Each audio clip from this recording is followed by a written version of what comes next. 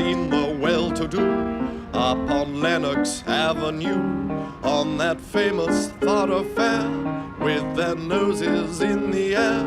High hats and collared collars, white spats and $15, spending every dime for a wonderful time. If you're blue and you don't know where to go to, if you're blue and you don't know where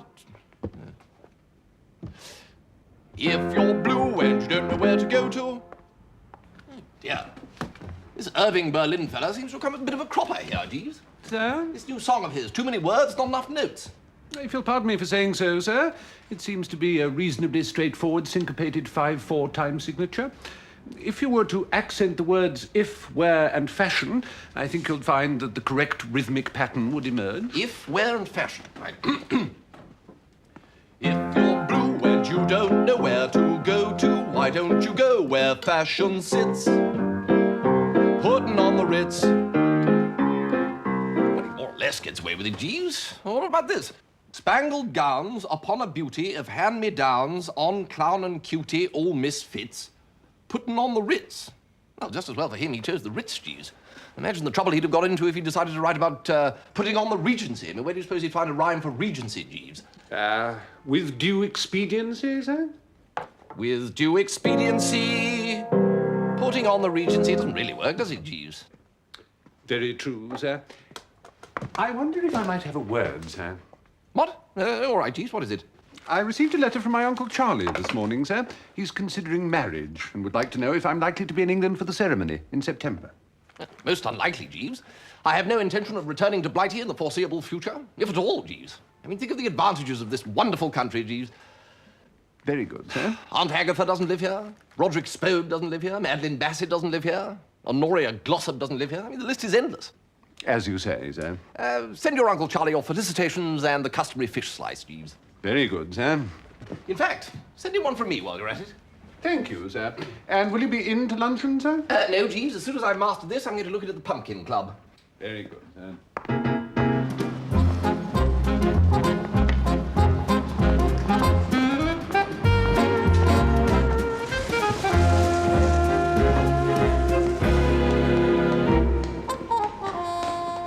Bingo Little as I live and breathe. Bertie Wooster, I didn't know you were in New York.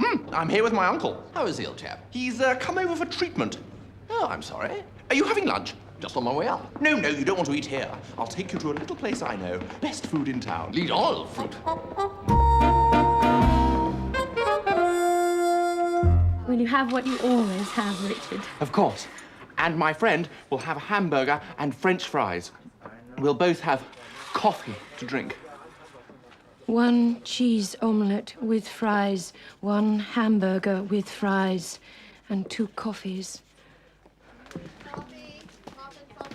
Strange that. English girl working here. What do you think, Bertie?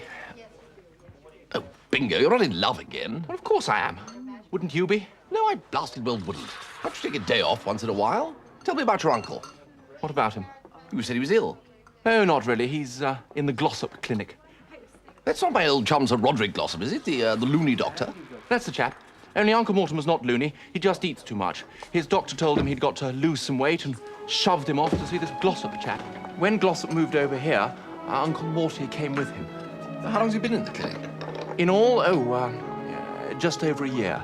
Crikey, he must have lost a lot of weight. Not an ounce. Isn't she adorable, Bertie?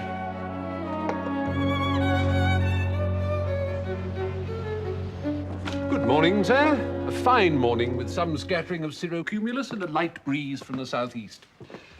You'll pardon me mentioning it, sir, but I discovered this article on our hat rack. I can only assume that a tradesman left it. Oh, geez, we're not going to have a difference of opinion about that hat, are we? I'm not yet in a position to say, sir. This is what is known among the fashionable elite as a 42nd Street skimmer, Jeeves. Gentlemen do not wear straw hats in the metropolis, sir. Jeeves, I am not going to discuss it any further. If you say so, sir. Mr. Little is here to see you, sir. Oh, Lord, we'll stand by for sharp squalls and gale-force winds from the direction of Art's Diner, Jeeves. Sir? Mr. Little is in love again, for the 53rd time on this occasion, with a waitress from Art's Diner and Grill, where every sandwich is a work of art. Mr. Little is certainly a warm-hearted gentleman, sir. Warm-hearted? He has to wear asbestos vests. Bertie, I want you to do a bit of diplomatic business with my uncle. He always disapproves of anyone I want to marry, and I need his approval. But, Bingo, every time you fall in love, something goes wrong and you're left in the lurch. Why not leave tackling your uncle until everything's fixed and settled? It is fixed and settled. She accepted me last night. I thought you only met a week ago. Why do you always... Bertie! What? Do you remember that frightfully subtle scheme I worked out, telling him you were what's-her-name who wrote those books? I thought that was my idea, wasn't it, Jeeves? Perhaps so, sir. What do you mean, perhaps so? Well, perhaps I misremember the occasion, sir, but I had always believed that I was to some degree responsible. Oh, nonsense, Jeeves. I remember as if it were yesterday. I said... Never mind whose idea it was. The point is, it was a corker. What I say is this. Rosie M. Banks, forward once more. Sorry, Bingo, out of the question. I will not go through all that again, pretending that my pen name was Rosie M. Banks and that I'd written all those frightful novels. Not for me. Not for you, nor a dozen like you. I never thought to hear those words from Bertie Wooster. Yeah, yes, well, you've heard them now. Paste them into your hat. Our very last copy, sir. This is an absolutely rotten idea, Bingo. Here's her latest. Just sign it to Lord Bittlesham from Rosie M. Banks with all good wishes. I haven't even read the bally thing. You don't have to read it. They're all the same. Innocent but doughty young mill girl, waitress, shop girl, falls in love with poor but handsome young architect, motor mechanic, mining engineer. Innocent but doughty, etc., is blackmailed into compromising situation by even more handsome but dastardly mill owner's son.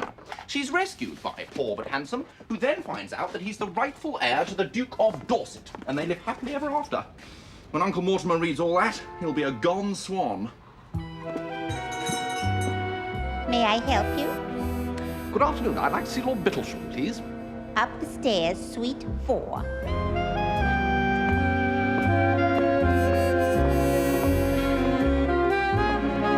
The intake must be constant and ensure you have a sweet course with each meal. At least 3 helpings at each sitting are essential. Yes? Oh, it's Bertie Wooster, isn't it? What ho, Sir Roderick? I'm here to see Lord Bittlesham. I didn't know you knew each other. Come in, come in. Bertie Wooster is here to see you, Mortimer. Good Lord, what a wonderful surprise. Well, heard you were laid up, you know. Why don't you stay and have lunch with us, Bertie, after you've finished here? Take the opportunity, Mr. Wooster, if you can. Sir Roderick has the most sublime chef. Oh, well, thanks. I'll see you later, Bertie. Mr. Wooster, I wish to congratulate you. I wish to thank you. You go from strength to strength. I have read All for Love. I have read Only a Factory Girl. I know Madcap Myrtle by heart, but this is your bravest and your best. It tears the heartstrings. Oh, well, I brought you one of those, as a matter of fact. Oh, thank you. Oh, inscribed, how kind. Mr. Wooster, I'm a better man for having read this book. Really? A better, sweeter, deeper man. Ah, my treatment. A harsh regime indeed, Mr. Wooster. A better man, you say? Yes, infinitely. I'm full of human charity and sweetness towards my fellow man. Oh, including young Bingo? My nephew, Richard? Well, yes. Even towards Richard, yes. Oh, stout fellow. Or rather, good egg. Because I wanted to talk to you about him. Didn't I tell you the chef was a master? He wants to get married. Well, I see no reason why he shouldn't. Oh, splendid. As long as it doesn't interfere with his cooking. No, Bingo does. Richard wants to get married. Well, I'm not altogether sure that I approve of that. Who is the lady? Well, as a matter of fact, she's a waitress. This is remarkable. This is most cheering. I had not given the boy credit for such tenacity of purpose. I recollect that when I first had the pleasure of making your acquaintance last year, Richard was desirous of marrying this waitress. Yes, it is good, isn't it? Of course, it's not exactly the same waitress. But still, it's a waitress. I did a lot of work with heavy drinkers for my PhD. And one thing I found they all had in common was that as children, They'd be deprived of alcohol? My point exactly. That's the basis of his whole treatment. Mr. Bertram Wooster to see you, sir. What-ho? Bertie Wooster. Good Lord. Oh, what-ho, Honoria? Dear Mrs. Snap. We met outside. And this is Dr. Blair Eggleston.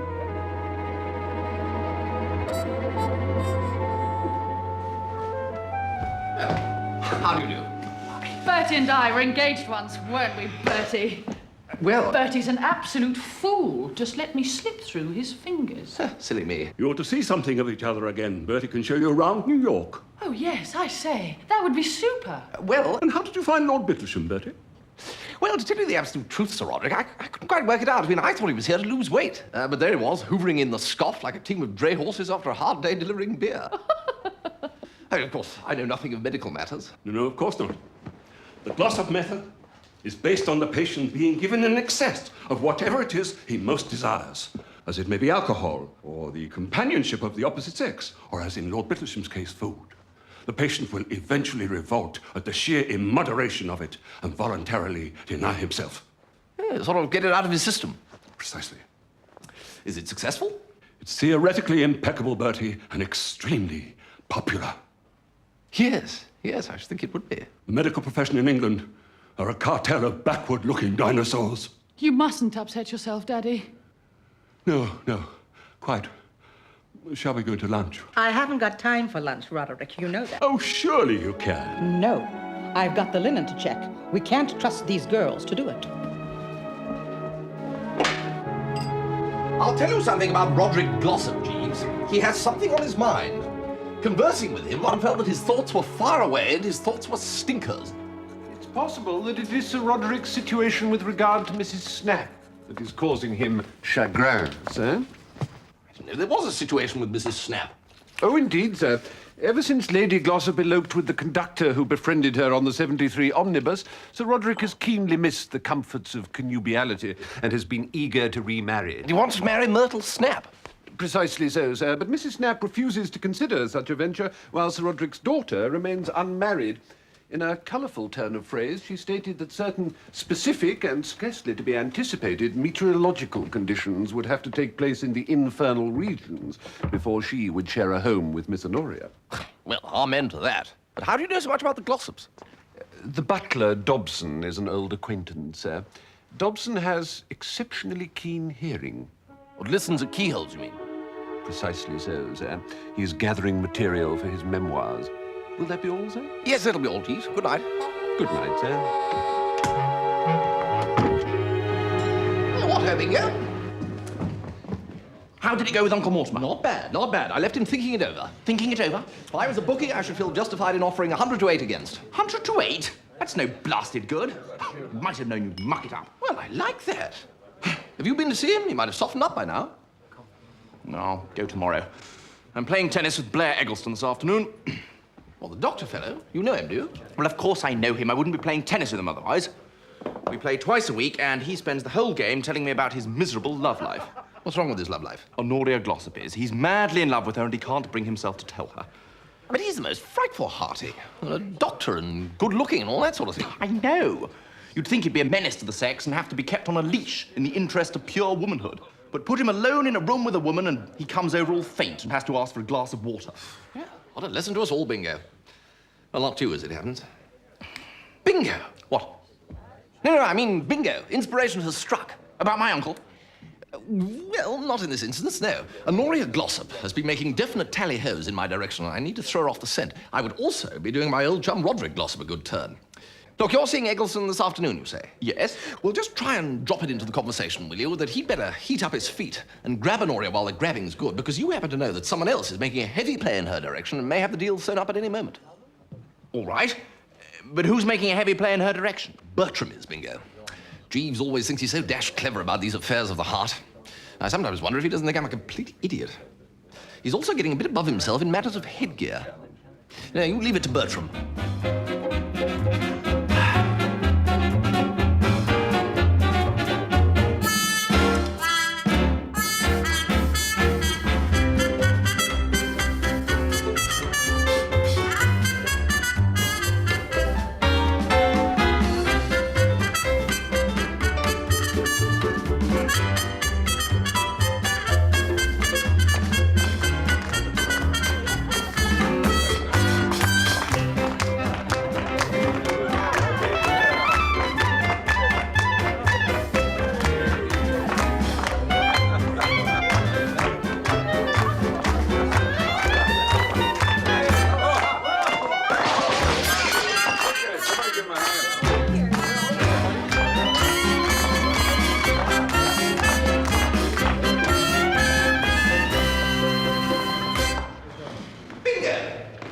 that Eggleston fellow lately? Yesterday afternoon. He's consumed with jealousy, Bertie. Good, good. I kept telling him what fun you and Honoria were having going about together. If he wasn't grinding his teeth, then I don't know a ground tooth when I hear one. People on the next court were complaining about the noise. Excellent. By the way, Bingo, not a word to Jeeves if you bump into him. You know how he likes to think that he's the only one who can sort out these little human emotional difficulties? I want to present him with a fait accompli. Uncle Bertram knows what he's doing. Pip, pip.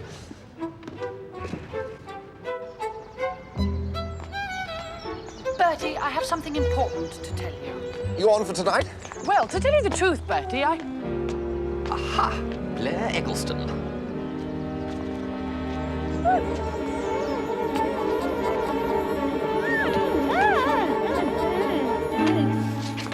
Bertie! Toodle pip, Honoria.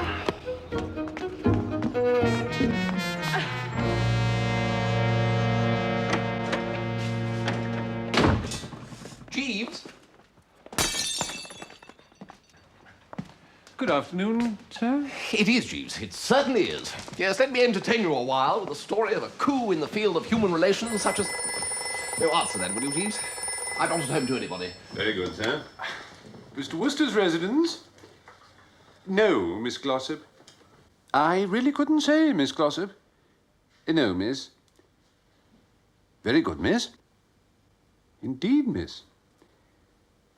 Well, congratulations, Miss Glossop. I hope you will be very happy. Goodbye. Miss Glossop, Jeeves? Indeed it was, sir. A most mysterious telephone call. Tell me what she said, Jeeves, then I shall reveal all. She asked me to tell you, sir, that Dr. Eggleston proposed to her last evening. Last evening? And that she had accepted his proposal, but before she could tell you so, something, and she did not specify what it was, but said that you would know, sir, happened, and that Dr. Eggleston witnessed this occurrence and subsequently broke the engagement. Oh, no! However, she asked me to inform you, sir, that she will now marry you. What? She says that while you may not be the man of her dreams, she feels that your patient love should be rewarded. Oh, no. Oh, Jeeves. But we were interrupted, sir. There was something you wished to tell me?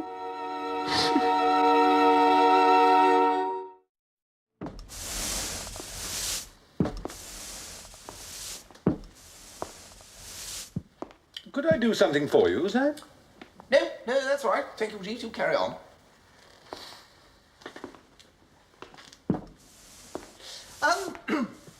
A problem has arisen in the life of a friend of mine, Jeeves, who shall be nameless, and I want, or rather, he wants, your advice.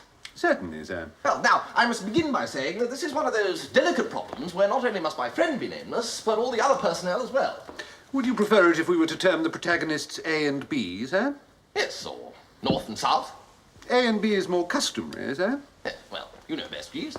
Very well. Now then, A is male and B female.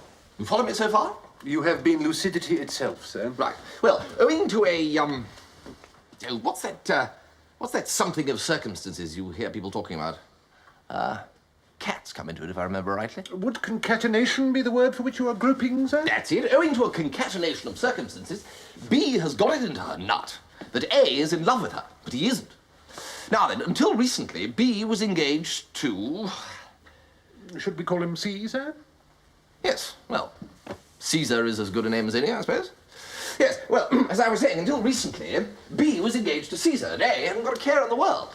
But now there's been a rift within the lute, the fixture's been scratched, and B is talking freely about teaming up with A. Now, what I want you to bend your brain around, Jeeves, is the problem of how Caesar can oil out of it. I think, sir, that you mean A. Do I? Wait a minute. Oh, yes, that's right. Yes, how A can oil out of it. Now, I don't want you thinking that this is simple, Jeeves. You see, A is what is known as a preux chevalier, and this hampers him. I mean, if B comes to him and says, A, I am yours, he can't simply reply, oh, that's what you think. No, he has his code, you see, and his code rules that he must accept the situation. Although, frankly, Jeeves, he'd rather be dead in a ditch. Well, there you are. All the facts are before you. Anything stirring? Yes, sir. Well, good heavens, Jeeves. That certainly is the deluxe express service. Thank you, sir. Obviously, sir, B's matrimonial plans would be rendered null and void if A were to inform her that his affections were engaged elsewhere. But they aren't. It would only be necessary, sir, merely to convey the impression that that were the case. I see what you mean. Yes, if I... Or rather, if A were to produce a female and have her assert that she was betrothed to me, or I should say betrothed to him, then the peril would be averted. Precisely, sir. Yes. You get down to the track. Bingo, old can of fruit. What ho, Bertie? I have a boon to crave. A what? That girl in the diner, you've got to know her a bit, have you? I mean, you're friends. Well, as a matter of fact. Only I need to borrow her for an hour or two. Steady on. No, it's all strictly above board, Bingo, I assure you. I need her to pretend that she's engaged to me. No. Oh, come on, Bingo, I'm in a desperate situation. So is she. We got married yesterday. Sunny side up. Sunny side. As a matter of fact, we were going to ask you a favour. We were going to ask you to break the news to Lord Bittlesham. Well, I can't go there. Eggleston might be there. No, not since the breakup. We played tennis yesterday, and he said he was never going to see Honoria again. Hamburger and fries. Well, I thought you got married yesterday. Well, yes, but after tennis. Anyway, Eggleston's rather keen to see you. I absolutely refused to give him your address, though. Well, thank you, Bingo. Of course, Richard doesn't know how long he'll be able to resist if Eggleston keeps asking.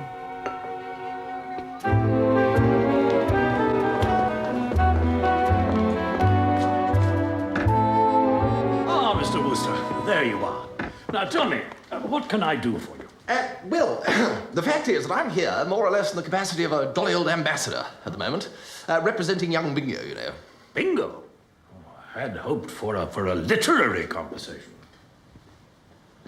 The way I see it, young Bingo's predicament, that is that it's dashed difficult to prevail against a pure and all-consuming love. Yes, we discussed all that at our last meeting, Mr. Wooster.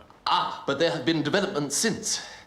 The fact of the matter is that yesterday afternoon, young Bingo went and jumped off the dock. Good heavens, why? Where? Which dock? No, I mean he got married. Married? Hitched, absolutely. I hope you're not ratty about it, what? Young blood and so on, two loving hearts and all that. I'm greatly disturbed by your news, Mr. Wooster. I have been defied. Yes, defied. Yes, but who are you to pit yourself against the decrees of fate? This love of theirs was fated since time began. Mr. Wooster, you are sagacious in life as you are in your books.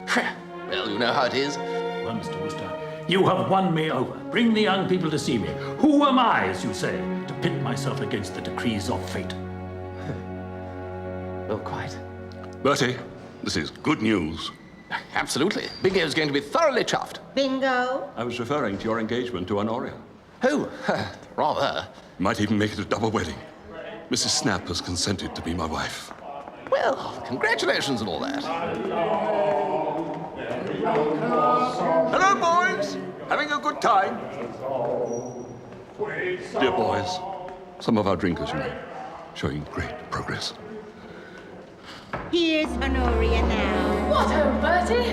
What, Honoria? Just been to the dressmaker. A wedding dress, Bertie. Oh, right. Well, isn't that good?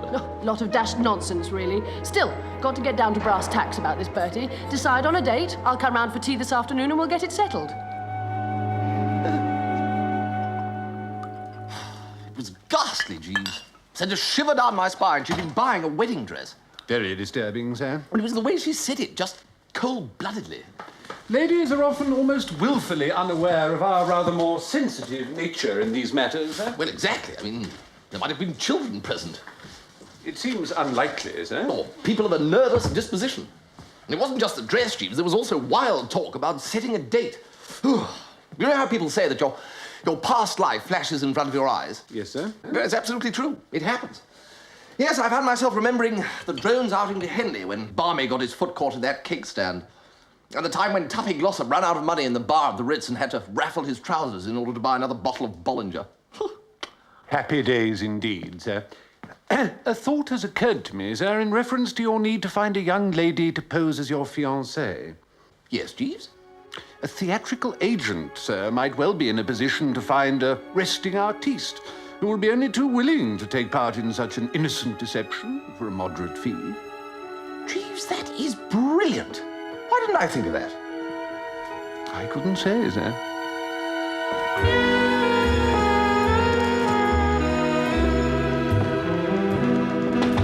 Yeah? Something I can do for you, buddy? Jas Waterbury? That's me. You looking for a job? No, I'm looking for a girl. Oh, aren't we all amigos? What's your line? You running a touring company? No, I want a girl to pretend to be my fiancée for the afternoon. Oh, one of those. Well, you've come to the right place. I've got just the girl for you. Oh, well, that's good. Yeah. Trixie Waterbury, made for the part. Right up Trixie Street. She'll cover you with burning kisses, if that's what you want. Well, I hadn't thought of that. Lucky you came to me, then, isn't it? How much does the part pay? Well, I thought about $20. Think again, friend. More, you mean? No, less. 15? A comedian, too, are you? $30. Or rather, 40. That way you get every ounce of zest and cooperation. Well, more than I get for 30. Oh, much more. $40. Plus commission. Commission? Yeah, another 10, inclusive. It's strange that, isn't it? Her having the same name as you. What's strange? She's my niece.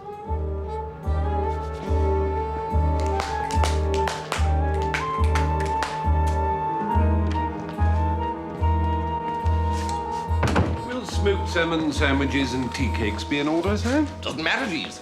Could be pig's trotters and turtle soup as far as Honoria's concerned. She's not going to get as far as the comestibles. Ah, that'll be Trixie now.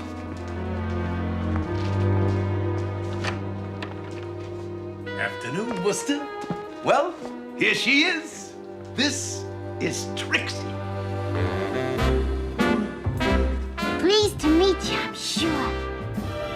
You can call him Birdie. Wouldn't Sweetie Pie be better?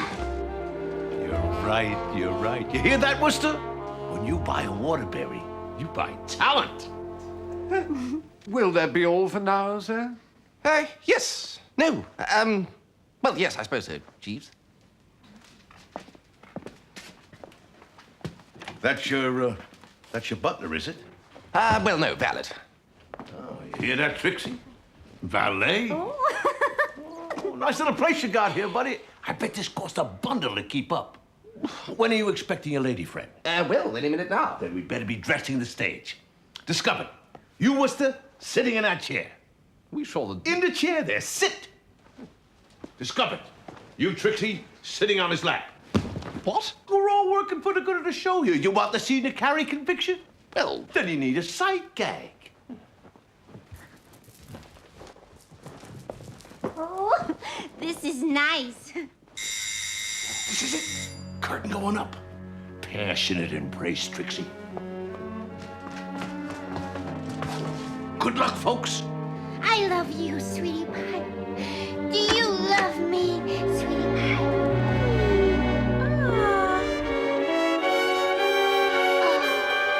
What the hell is this? What are you doing here? More to the point, what do you think you're doing? Well, Trixie, this is Dr. Eggleston. Eggleston, this is Miss Trixie Waterbury, my fiancée. Oh, hi. Your what? Fiancée, as in fiancée. You cur.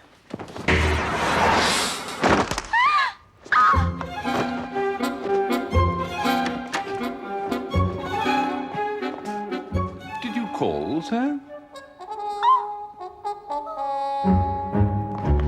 Cut yourself shaving, Bertie. Very funny. Now, I'm still relying on you, Bertie, to speak to him about the allowance. Why can't you do it? You know he respects you. Doesn't respect me at all. Oh, well, here goes. Come in. What ho, Uncle Mortimer? Richard, my boy. This is my wife. Uncle Mortimer, Rosemary. Rosemary, Uncle Mortimer. How do you do, Lord Bittlesham? What a charming girl, charming. Good afternoon, Mr. Wooster. What ho, what?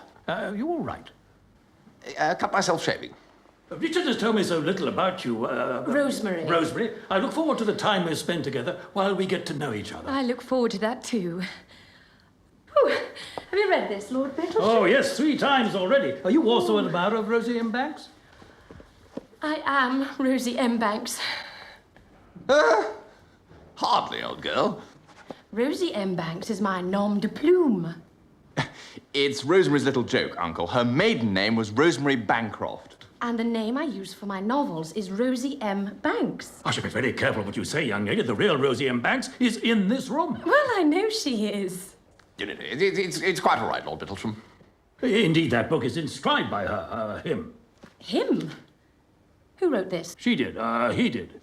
Whoever wrote it had no right to do so. Come on, Rosie. Joke over. This is no joke, Richard. If someone's been forging my name... But you're a waitress. Only whilst I was gathering material for my new book. This is an outrage, and in the worst possible taste, Mr. Wooster. I'm sorry that the woman my nephew has chosen to marry should be so lost to ordinary common decency as to attempt to perpetrate such a deception. How dare you? Wait a minute. If you're Rosie M. Banks, why didn't you tell me? I was going to, but I was so touched by the fact that you seemed to love me for myself that I put it off until we got back to London. And now I have to put up with this fat relative of yours abusing me. How dare you, madam? That man so bravely standing there deserves an immediate apology. What man?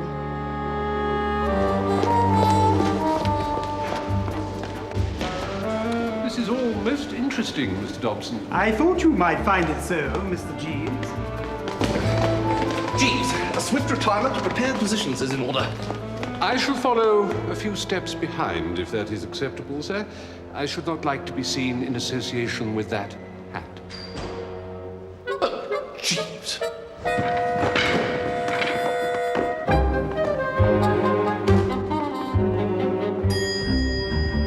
There's a gentleman waiting to see you, Mr. Wooster. Oh? Mr. Waterbury.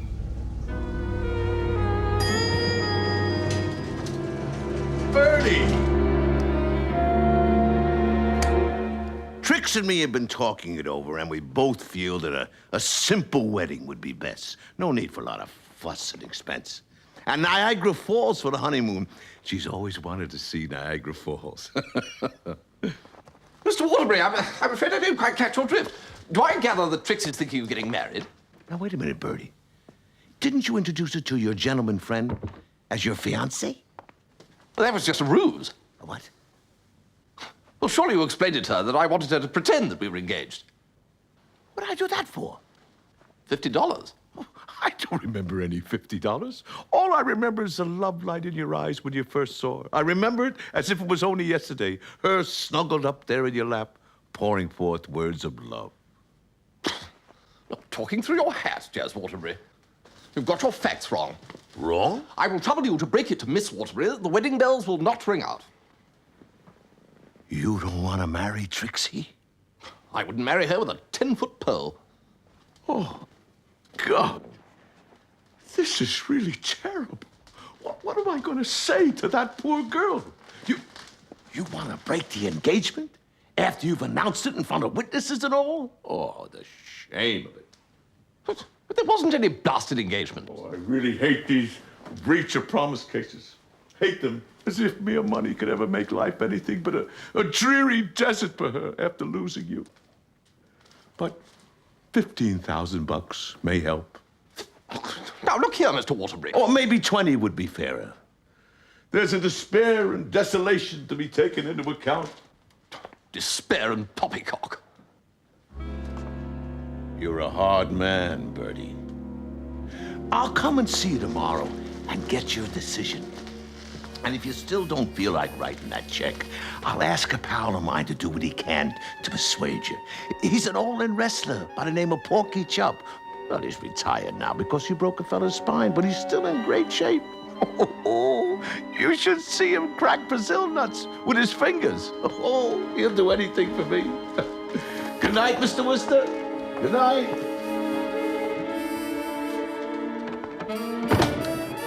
Should I go and start packing, sir?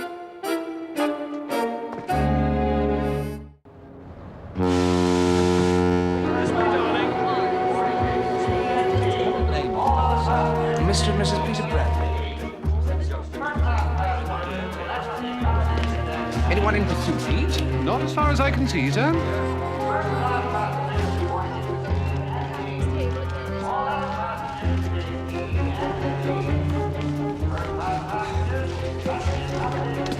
Well, so far so good, eh, Jeeves? So far so good, sir.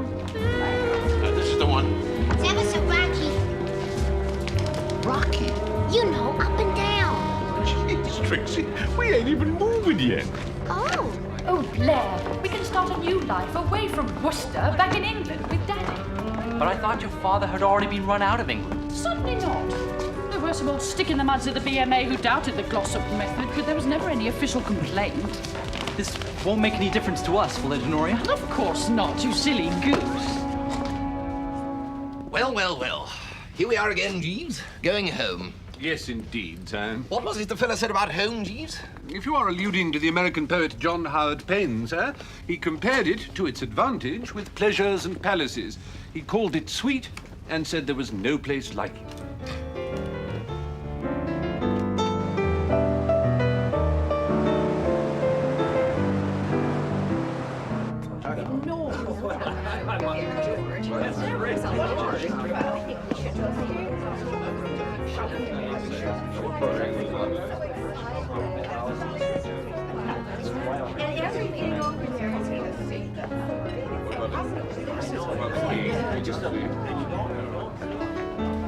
What are you drinking, Bertie? Oh, thank you, Bingo. Dry martini. How do you know who I was? That beard wouldn't convince a whelk. Rosie's going to London to consult her lawyers about suing you. What? What for? Impersonating a sane person. My uncle's on board, too. He's going to be a witness. Well, why didn't you just tell them the truth? What? And tell her that we worked the Rosie M. Bank squeeze to try and get me married to someone else. She said one of the things that first attracted her to me was the fact that I'd never been in love before. You didn't tell her that? Yes, I did. Great Scott. Anyway, they're both rather anxious to have a word with you. Oh, my hat. They didn't know I'm on board, do they? Not yet. Ah, here's Rosie.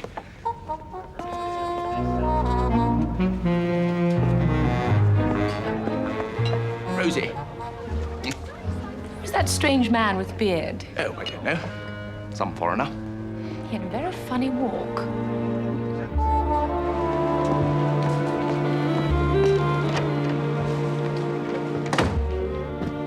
Lord Bittlesham's on board, Jeeves. Yes, sir. I encountered his lordship late this afternoon. And Bingo says that Mrs. Bingo is going to sue me. His lordship intimated that such was the intention, sir. Well, what am I going to do, Jeeves? I can't go into court.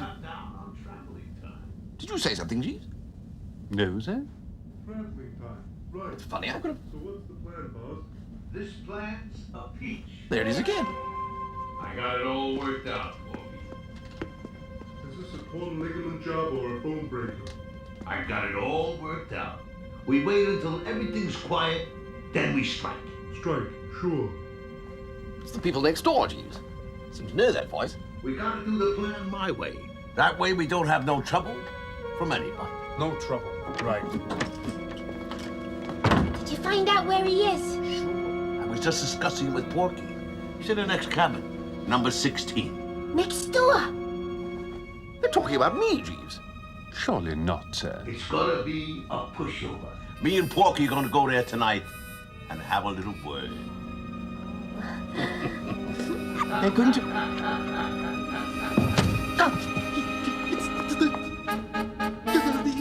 Porky just loves his Drink this, sir.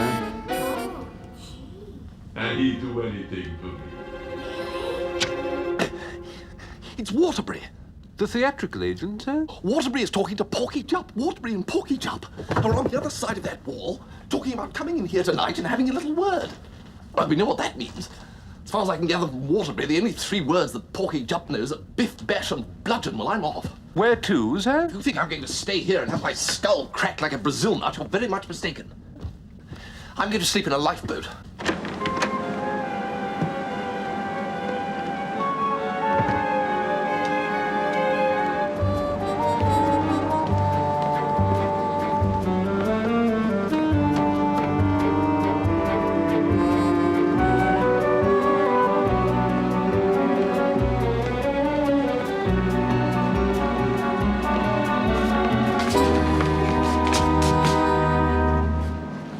Bertie, I know you.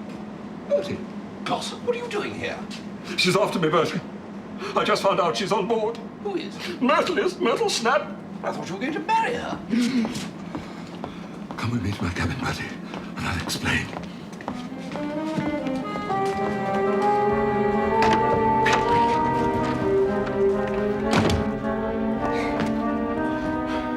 I can't do it, Bertie.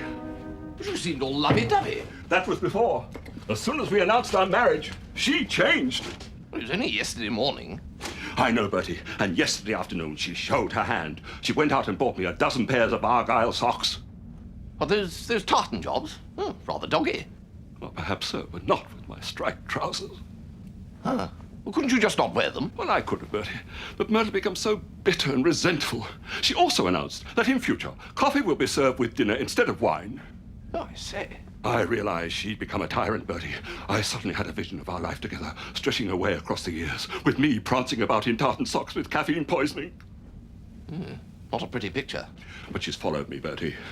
I saw her earlier going into cabin 27 on the corner. Roderick! What? No, I'm sorry, but I've had an idea. For reasons I'm not going to go into now, I too am being pursued. Why don't you and I swap cabins?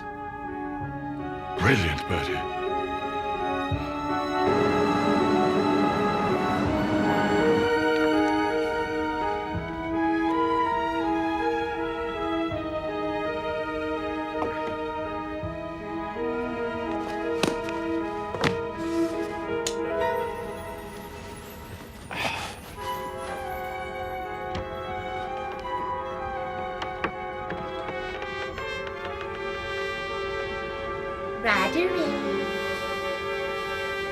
Hello? It's your little Murty Wurty. Little who?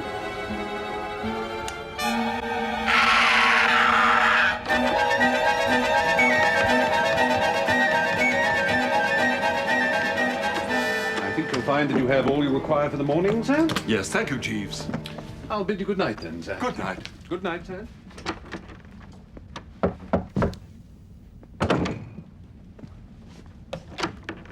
We want to see Wooster.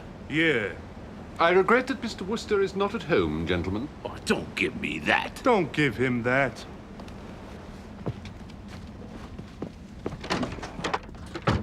Who are you? Well, who the hell are you? Where's Wooster? Where's Wooster? I'm afraid I'm not at liberty to divulge that information. Oh, no? Porky? You ask him. You mean really ask him? Sure. But no blood? No blood, sure.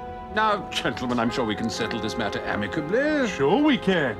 Very well, very well. Mr. Wooster... No, Jeeves. ...is in cabin 27, the cabin on the corner. I'm sorry, Sir Roderick. Come on, Porky.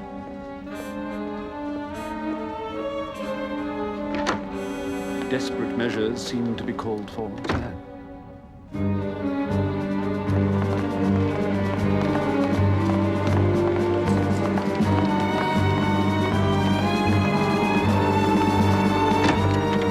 Okay, Wooster, this is it. James Waterbury. After 15 years. Myrtle! You no good tonight.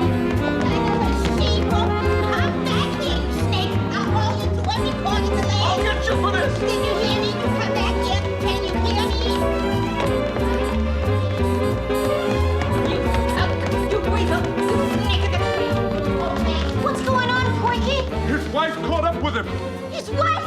His wife! We can get married in England just as well as in America. Yeah, I suppose so. That's her. That's Wooster's fiancée. Are you sure? Sure, I'm sure. Right.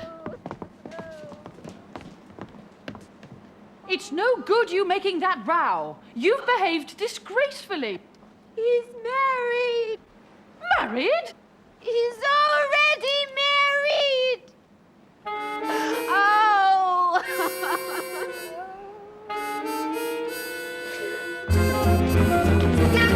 You won't get away from me again, Waterbury. You won't get away from me, Waterbury. wonders of marriage, eh, Jeeves? Quite so, sir. But how did you find out that he was still married to Myrtle Snap? From Mr. Dobson, the butler, sir. She had been searching for him for some considerable time since he ran off with Trixie. She was actually going to make me commit bigamy. And wear Argyle socks? Ah, Jeeves. Wooster! Ah, yes, Lord Bittleton. I wanted a word, as a matter of fact. And I want much more than just a word with you, sir. There he is! I want a word with you. Yes, it was all a mix-up. You deliberately went out of your way to deceive me. No. You've brought my reputation into disrepute. Surely not. Bertie! I want a word with you, Bertie. A word? You're to make an honest woman of poor little Trixie. Oh, yes.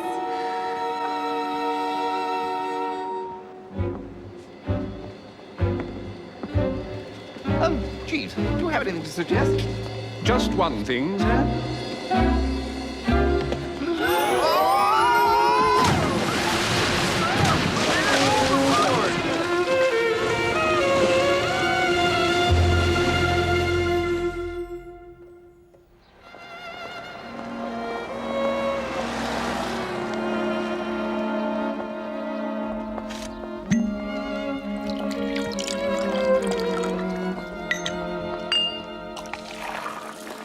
Easy on the soda, Jeeves. Very good, sir.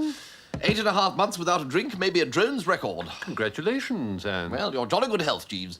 Thank you, sir. And well rowed. It's good of you to say so, sir. Though there was perhaps a little too much of it for my taste. Jeeves, this is not the time for recriminations. Very good, sir. My navigation was impeccable throughout. Very good, sir. I must say, coming across the Great Barrier Reef like that was a bit of a shock. Do you recall that long, narrow stretch of waterway that you insisted was the Serpentine, sir? Jeeves. It was, in fact, as I suggested at the time, sir, the Panama Canal. Jeeves, it was hardly my fault that the compass was of unconventional design. Again, pardon me for saying so, sir, but most compasses do point north. Jeeves, let's not start this tedious argument again. Very good, sir. Get the arrow pointing towards the sun, and then you read off the direction you want with the dial thing. That's what the letters are there for. If you say so, sir. Well, I think I should go and have a bath. Another one of those, Jeeves. Very good, sir. Ah, the old 42nd Street skimmer, Jeeves. Quite so, sir. If only it had a voice. What a tale it could tell. But you always get your way in the end, Jeeves. Give it to some deserving cause, will you? I shall do my best, sir. Will you be dining in tonight, sir? Yes, why not? But Jeeves? Sir? Not fish, I think. Very good, sir.